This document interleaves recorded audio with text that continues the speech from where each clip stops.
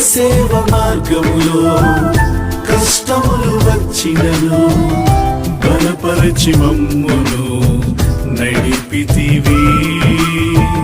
నీ సేవ మార్గములో కష్టములు వచ్చినను బలపరచి మమ్మును నడిపితివి.